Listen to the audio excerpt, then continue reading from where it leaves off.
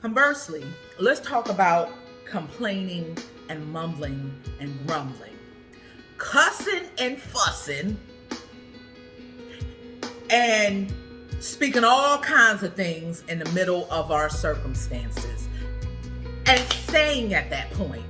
Okay, we're human, nobody's perfect.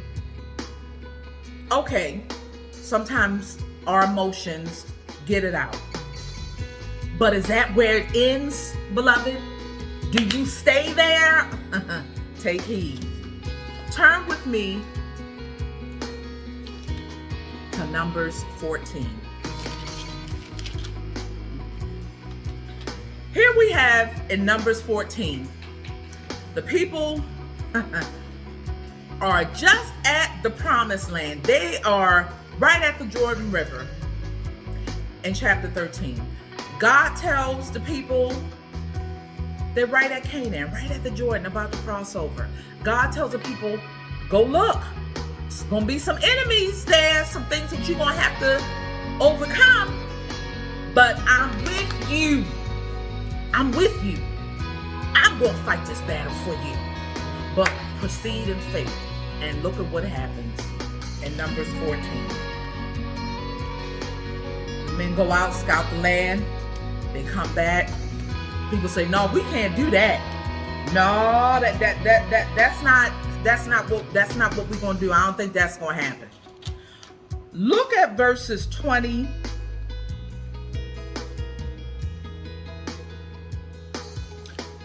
before we get to that. Numbers 14, verse 2. If only we had died in the land of Egypt, or if only we had died in the wilderness. Why is the Lord bringing us into this land to die by the sword?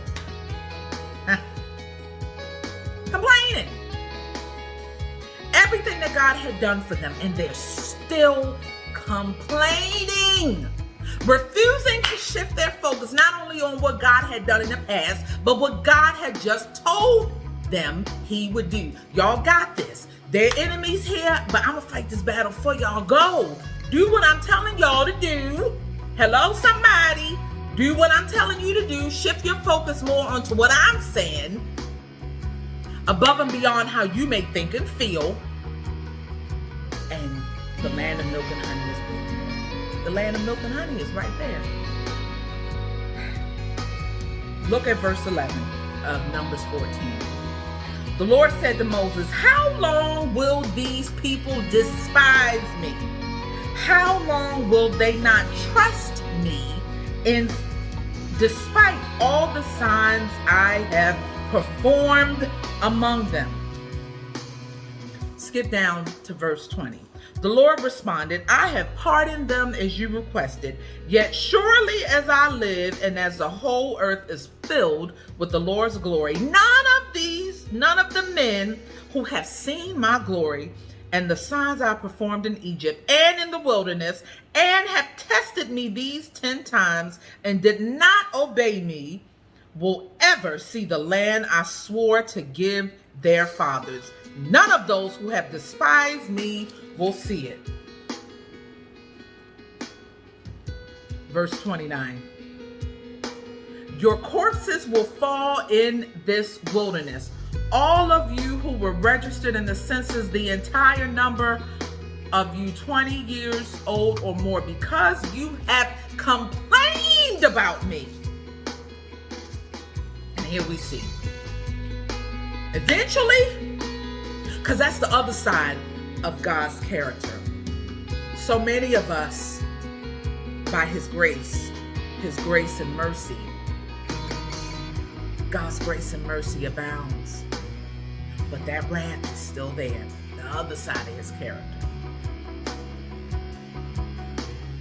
God kept showing himself faithful repeatedly to the people, and they kept complaining and they kept complaining and they kept arguing with God. And in spite of everything that God told him, in spite of all the miracles, and just on GP, the deliverance from Egypt at the Red Sea, you guys.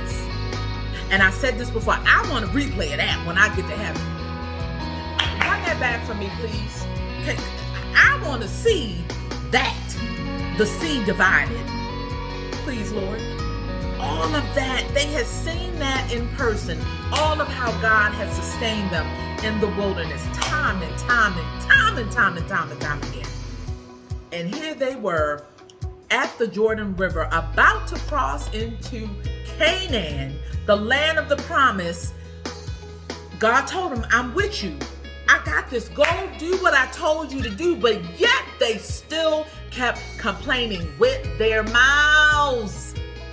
And eventually God got tired of them and said, you know what? None of y'all gonna make it in. The next generation is gonna make it in, beloved. Don't tempt the Lord thy God. Your mouth, you draw him near to you or you push him away. And in this sense, the tongue did contribute, led to their eventual death, literal, their separation from God. They were kept out of the promise.